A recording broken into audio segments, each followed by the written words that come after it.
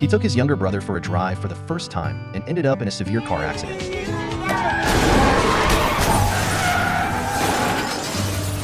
Their mother, upon receiving the news, rushed to the scene immediately. Unexpectedly, although her younger son seemed covered in blood, he was not hurt, which even the traffic police found unusual. The airbag can deploy at a speed of up to 200 kilometers per hour, which usually results in fractures to a child's face, breaks their neck, or even takes their life. But it seemed like nothing had happened to your son. It wasn't until the foster mother saw the wound on his arm that she understood everything. He had used his hand to shield himself at the moment when the airbag deployed. However, this big-hearted boy could only sit alone pitifully on one side while his foster parents were taking a family portrait. The foster mother noticed the boy's loneliness and, going against the whole family's objections, asked him to join them in the photo. The boy clumsily squeezed in behind the whole family, and as the camera shutter clicked, he felt the warmth of a family for the first time, and the wheel of his fate began to turn. Just a few days before, Mike was homeless and roamed around, with picked up unwanted popcorn from a sports field as his daily meal. He carried a plastic bag everywhere he went, which contained his only set of change of clothes. Having nowhere to go at night brought him to hide in a laundry room to keep warm.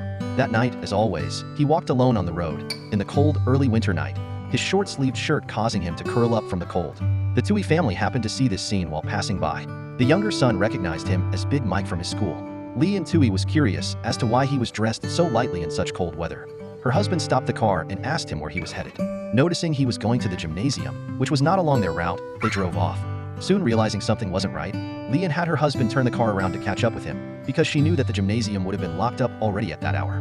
She asked Mike why he was heading to the gymnasium, and he answered that it was warm there at night. When Leanne asked Mike if he had a place to sleep at night, Mike only nodded slightly. Don't you dare lie to me. Under Leanne's stern gaze, Mike shook his head. Learning he had nowhere else to go, Leanne turned to her husband, who understood her intentions immediately. And so, Mike got into their car and headed back with them. As soon as they arrived at the mansion, he was wide-eyed because he had never seen such a luxurious and imposing house before. Unlike every other foster home he had been in before, Mike was still arranged to sleep on the couch in the living room. Leanne carefully laid down his bedding and then went upstairs. Once back in their room, Leanne suddenly felt some regret. They didn't know anything about Mike. What if they had let the fox into the hen house and things got stolen? Her husband, however, calmly reassured her that they would find out in the morning. The next morning, Leanne went downstairs with an uneasy heart. When she saw the scene on the couch, she was shocked. Not only was the blanket neatly folded, but nothing in the room was missing, and Mike had already tactfully left. Leanne suddenly felt ashamed of her own suspicions, and she quickly rushed out of the room, calling out to Mike, who was about to leave. When she found out that Mike had nowhere to go, she invited him to stay and spend Thanksgiving together.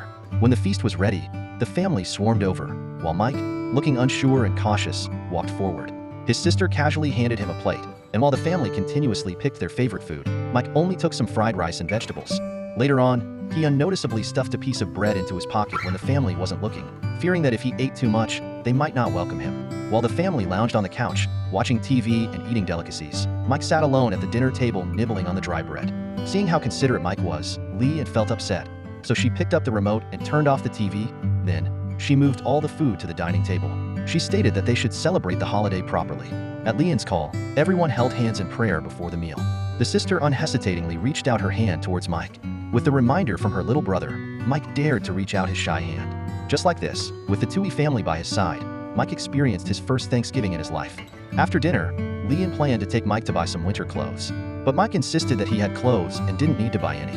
Leanne knew clearly that all he had was the t-shirt in his handbag, so she decided to pull the car to the side of the road and get to know Mike better. She asked, "Who usually takes care of you? And with whom do you live?" But Mike remained silent, not saying a word. Leanne patiently asked, "You should at least tell me one thing, right?" Mike softly said, "I don't like to be called Big Mike, because it actually means a big dumb guy." Leanne heard this and agreed. Afterwards, the two of them drove to the African-American neighborhood to get Mike's clothes. As Leanne was about to get out of the car, Mike quickly pulled the door closed and locked it, asking her to stay in the car and not come out because he understood the chaos and dangers of the area. Mike got out of the car, greeted some guys, and then went to get his clothes. When he got to the front door, he froze. The door had a government eviction notice on it. Obviously, his mother had been evicted again, and her whereabouts were unknown. Mike hid in the corner and grieved for a while. Seeing him come back empty-handed, Leanne understood everything. She didn't say anything but took him straight to a store to buy clothes. Walking in the African-American neighborhood, Leanne felt a bit scared because she had never been to a place like this. Mike calmly said, "I'm here, don't worry," and Leanne felt reassured enough to hold his arm. They walked into a plus-size clothing store. Seeing the expensive new styles that Leanne picked, the considerate Mike just shook his head, saying he didn't like them. In the end, he only chose a low-priced promotional item. That night, Leanne asked Mike if he wanted to live with them long term. Mike answered, "I don't want to go anywhere else." Hearing this, Leanne was relieved. The next day, she not only cleared up a large room for him, but also bought him a big bed suitable for his height. Mike couldn't quite believe his eyes. He asked Leanne, "Is this for me?" Leanne thought he was referring to the separate room, but it turned out that Mike was talking about the bed because he had never slept in a bed before. Hearing this, Leanne suddenly choked up. She forced herself to leave the room calmly, but she couldn't calm down for a long time when she hid next door. It was hard for her to imagine what Mike's childhood had been like. So she made a decision, which was to formally adopt Mike and give him a truly warm home. When the ladies heard that she was going to adopt a big, dumb, African-American boy, they all burst into pig-like laughter. They joked that her family's restaurant might not be enough for him to eat and reminded her to be careful with her beautiful daughter. "Aren't you worried about something going wrong?" they quipped. Leanne warned them seriously, "I'm letting you know, not asking for your opinions." In the end, the gathering was ruined. Although Leanne seemed to be unaffected on the surface, there was a bit of worry in her heart. That night, she found her daughter to ask her opinion on the adoption of Mike. Although the daughter said she would respect her mother's opinion, her face was indeed filled with unhappiness. However, when she saw Mike pushing the two kids on the swing and the children's laughter was so sweet, her perspective of Mike changed in an instant. When they went to the library and saw such a big guy coming in, the classmates instantly gave them strange looks. In order not to cause trouble for his sister, Mike went to sit in a deserted corner by himself. But the sister, ignoring the strange looks from her friends, directly took her book and sat down with Mike. This left Mike with a puzzled face, but his sister comforted him, saying, "Don't look at me like that. Just pretend you're doing your homework at home." This made Mike feel his sister's warmth. Slowly, the whole family accepted Mike's presence. In the library, they would act like a true family, squatting together, reading books and laughing and talking. When Leanne discovered that Mike had never heard a bedtime story before, she treated him as patiently as she would a young child and told him stories. Like a true young child, Mike lay beside her and listened quietly, as though all of this was making up for his lost childhood time. Even the father changed the emergency contact at Mike's school to himself. When she saw Mike's school information, Leanne discovered that although Mike was 2 meters tall and weighed 300 pounds, his IQ test was only 80, equivalent to a 6-year-old child. However, one test was unusually high, and that was his protective instinct. The reason why Mike was able to get into this predominantly white school was entirely thanks to the football coach. The coach noticed that although Mike was tall and big, his body was exceptionally agile. Whether it was dribbling past other players or doing a jumping dunk, he could do everything perfectly. This made the coach feel like he had found a treasure. As everyone knows, the most important position in football is the quarterback, and the main responsibility of the left tackle is to protect the quarterback. Since football often requires physical confrontation, the physical requirements for a left tackle are very high. They not only need to be large in size, with wide hips and thick legs, but also need long arms, big hands and feet, and agile movements. Mike just happened to meet all these criteria. Even though his IQ was low and his academic performance was poor, the physical education teacher still insisted on keeping him despite strong objections. While Mike had many physical advantages, his protective instinct turned out to be a disadvantage in football. The naturally kind-hearted Mike did not want to collide with his teammates. In the training process, he would either grab his teammates and throw them far away or simply pick them up and run. Although the effects were very noticeable, they all constituted fouls. In addition, Mike, who had never played football before, could not understand the rules and techniques of the game. The coach frankly told him that if he could unleash his potential, he could get into college and become a star. But if he continues as he is now, even graduation would be difficult. In order for Mike to quickly grasp the essentials, his younger brother laid out a detailed training plan for him. Fortunately, Mike was very willing to listen to his brother. From basic sit-ups to round trips on the playground, from running with his brother on his back to treating his brother as a barbell. They used various condiment bottles in the house as team members for training tactics. After a period of hard training, Mike finally improved significantly. One day, Mike approached Lee and carefully made a request. He hoped to get a driver's license. Leanne was puzzled. "You don't have a car, why do you want a driver's license?" When she found out that he just wanted an ID, Leanne was shocked. She took Mike to look for all his records, but they couldn't find any legal identification for him. So, Leanne made another decision. Even though Mike was almost 18 and legally adoption wouldn't mean much, she decided to go through the normal legal process to give him a legal identity. The next day, Leanne arrived early to the adoption center. Here she learned more about Mike's past. Apparently, he had never seen his father since he was born. His mother had over 10 children and was a drug addict, so she was hands-off from a young age. Mike had been shuffled between over 10 foster homes in his life.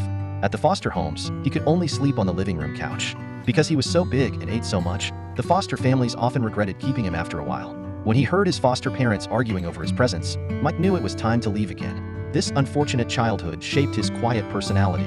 The worker told Lee that the government currently holds Mike's guardianship, and if she wanted to adopt him, she would simply need to sign a document. No need for Mike's mother's consent. But out of respect for Mike's mother, Lee insisted on visiting her in the black community. Seeing the kind-hearted woman who wanted to adopt her son, Mike's mother cautiously let her into the house. The mother warned Lee to be careful, saying that he might leave without a word. He knows that I'm a long-term drug user and that my health isn't good. No matter where he's sent for foster care, and no matter where I move to, he can always find me and come back to take care of me.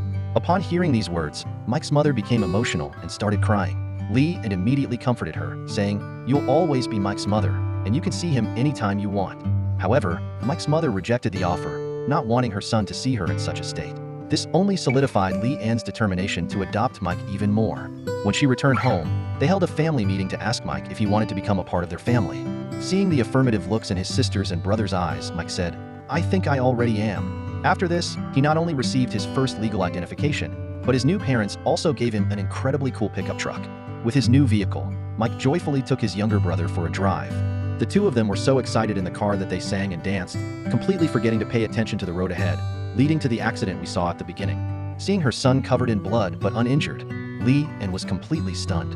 It wasn't until she noticed Mike's arm, covered in wounds, that she realized what had happened. There was no accident or miracle.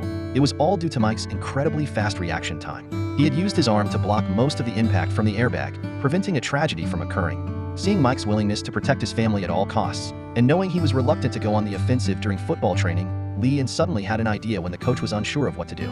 She quickly walked into the training group wearing high heels and said, "This team is now your family. You need to protect them and keep others at bay. Consider this quarterback as me, and this smaller individual as your brother. Your sister and father are also in the team crowd. You must ensure that none of them get hurt." Mike finally understood what Lee Ann meant. The others, however, were left confused.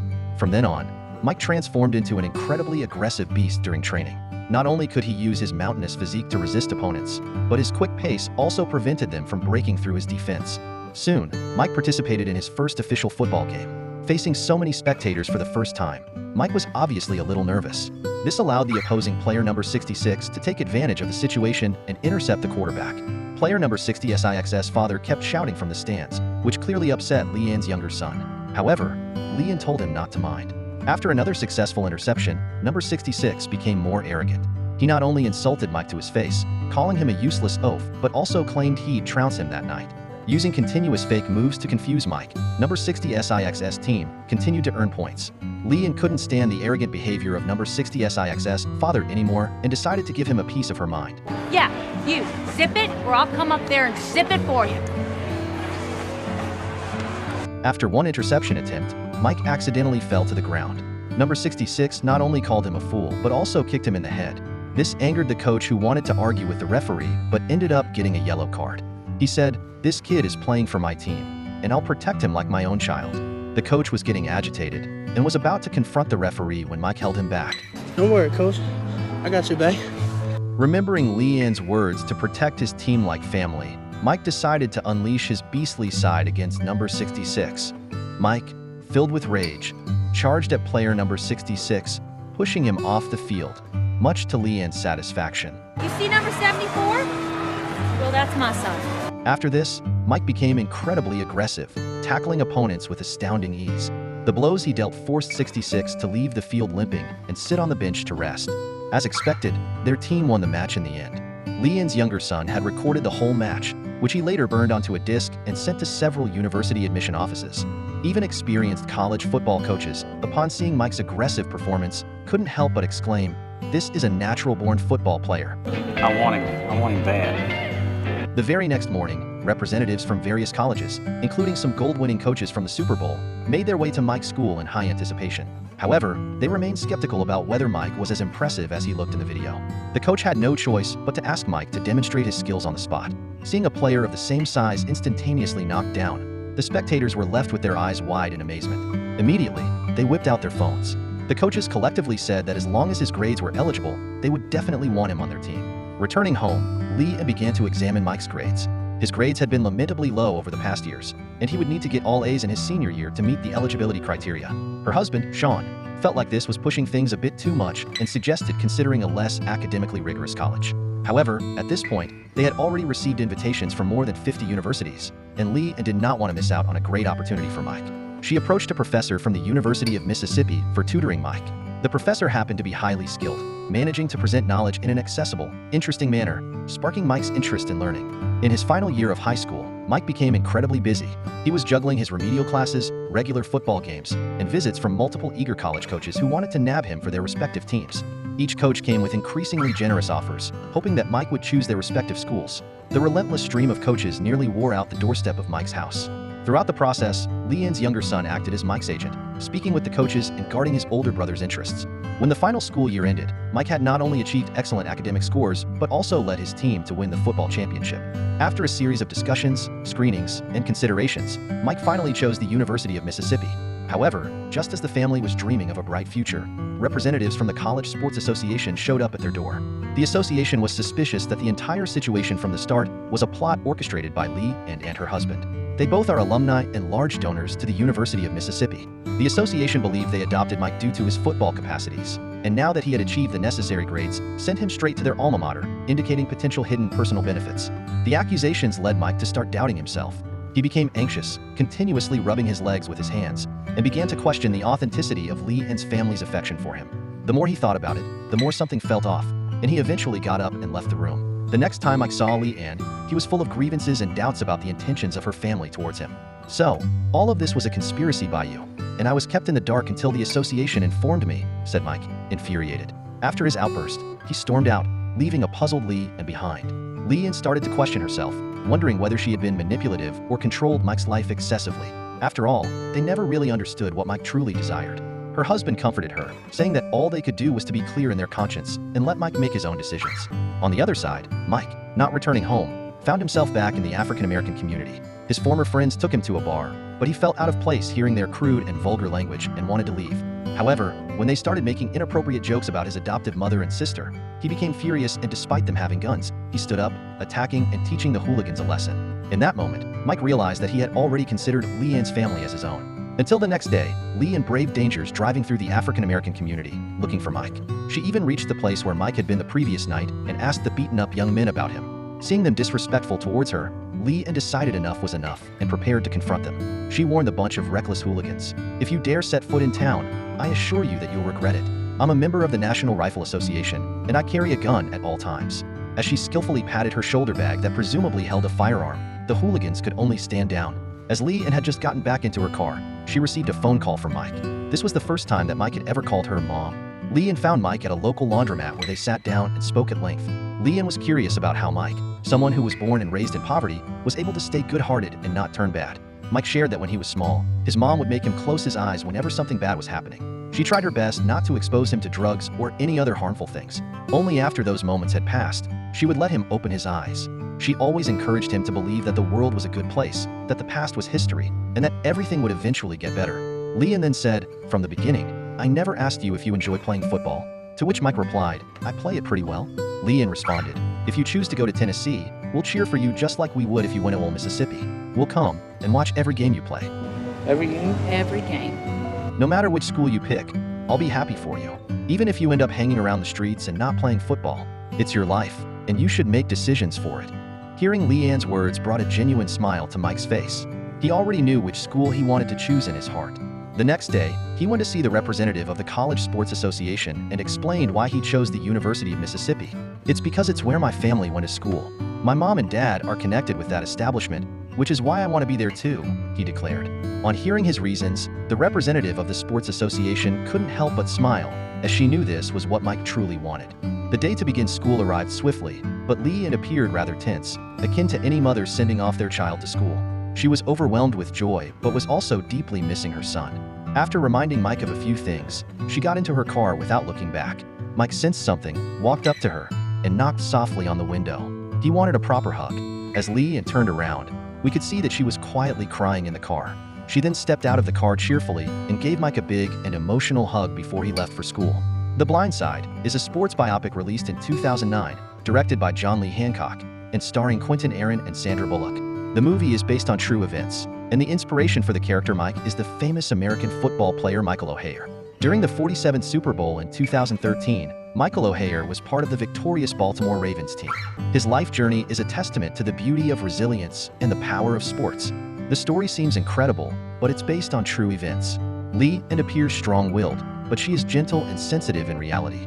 She was always considerate of Mike's feelings and listened to every word he said. Her kindness wasn't born out of a sense of superiority. It was real, deep-seated respect. And it isn't just Lee and who is kind-hearted to Mike. Her husband, too, showed a great deal of concern for Mike, accepting him unconditionally. Her daughter willingly reached out to assist Mike, and her youngest son welcomed Mike with open arms, cheering him up with laughter and goodwill. The family, despite being strangers to Mike, showed him unconditional love and acceptance. Their story makes us believe that there are still many good people in the world. However, many people, much like those in the movie Radio, cannot accept kindness because their hearts are filled with malice. Mike is fortunate because he met the kind-hearted Lee and her family, introducing light and hope into his previously bleak life. I hope everyone can be as lucky as Mike, finding the guiding light in their life at the right time.